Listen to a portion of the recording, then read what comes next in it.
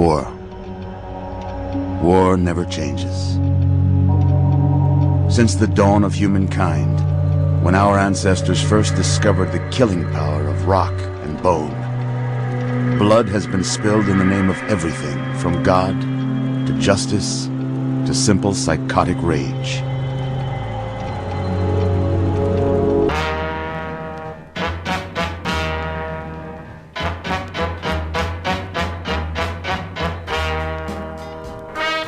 Over the years, Australia has fought in many wars.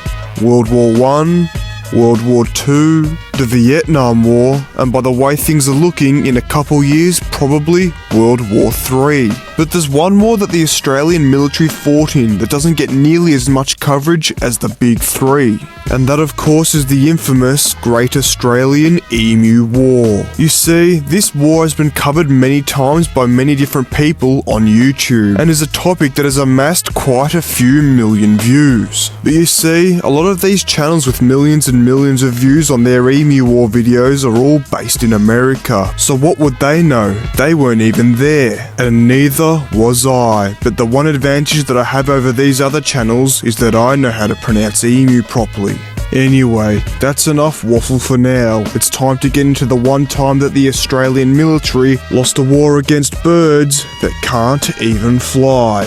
The Great Emu War took place in 1932, during the Great Depression era, and while it is called the Great Depression, there wasn't much that was great about it. In fact, it was actually quite depressing. Now to cut a long story short, these farmers were pretty much fracked. The Great Depression meant that they were barely making any money as is, and then with all these emus running around destroying their farms and ruining their crops, it became such a bad problem that for once the government actually had to do something to help out the farmers. So they decided to call in the military. Now I'm not sure if this elite task force was ever given a name, but for the sake of it, I'm just going to call them Task Force Emu. Now Task Force Emu consisted of 3 blokes, 2 machine guns, 10,000 rounds of ammo, and nothing else. And with this elite team of operatives and equipment assembled, a date was set for October of 1932. However, when October finally arrived, it started to rain. So in classical government job fashion, they decided to pack it up and go home. And on the 2nd of November 1932, when the rain finally stopped,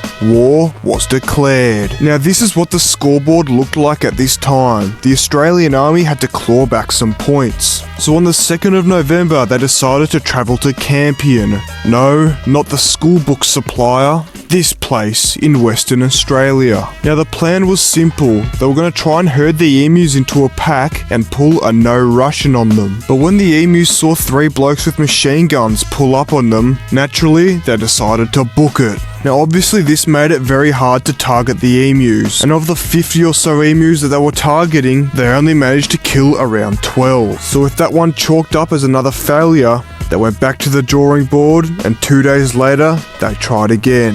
Now 2 days later, the leader of the operation had organised an ambush on over 1,000 emus that were heading in their direction. This time the plan was a little bit different. The boys were going to camp out and wait for the emus to get close enough and then open fire. And this plan worked flawlessly, until the guns jammed after only killing 12 emus. Naturally, the emus hit legs again and disappeared, and for the rest of the day they didn't see another bird. Now with the success of this operation being a whopping 1.2%, it was chalked up as another L for the Australian Army and a W for the emus. The boys soon realised that these Call of Duty tactics just wouldn't work, so they went back to the drawing board. Now word on the street was that a bit further down south there were more emus that were way more relaxed, and hopefully an easier target. So equipped with that information, they decided to draw up a new plan, and that plan was to go full Al-Qaeda mode. But you see, this was 1932, and this is the car that they chose. Now according to records, this thing was just too slow and couldn't even catch up with the emus, and combined with a 79 series Land Cruiser spec suspension setup,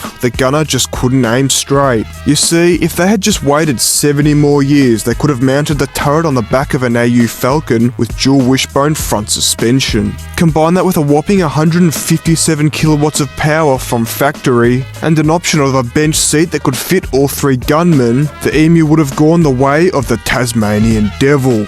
Now obviously, simply due to the fact that there was no AU Falcon available on the day, this plan also was a complete failure. And after the word got out to the media who reported that only a few emus had died, the Great Emu War came grinding to a halt only 6 days after it had begun. And with the withdrawal of the Australian Army, who returned home with nothing to show for their efforts except this L, the victory royale was handed to the emus. But you see, this wasn't the end, because unsurprisingly, with only a handful of emus actually killed, the attacks on the farmers and their farms continued like nothing ever happened. So 6 days into their retirement, our hero veterans were called up once again and sent back into the front lines. And on the 12th of November 1932, the Great Emu War 2 had begun. This time they sort of just left them to figure it out themselves, and after about a month they sort of got the hang of it, reportedly killing about 100 emus a week. And after a little while they realised, just like the first attempt, it was a complete and utter waste of time and money. You see, while 100 a week may sound like a lot to some people, the 100 emus that they were killing a week wasn't even a drop in the ocean when it came to the emu population. So with only 986 emus killed, from 9,860 bullets at an accuracy rate of 10%, the Emu War was once again canned. Now, despite the complete failure of this operation, the farmers still wanted help from our three war heroes, and they continued to request the help of our heroes in 1934, 1943 and 1948. But I'm pretty sure the boys had bigger fish to fry during that time, and there never was a phase 3 of the Emu War. All in all, the Emu War can pretty much be chalked up as a failure and a waste of time, but it does make for a good story.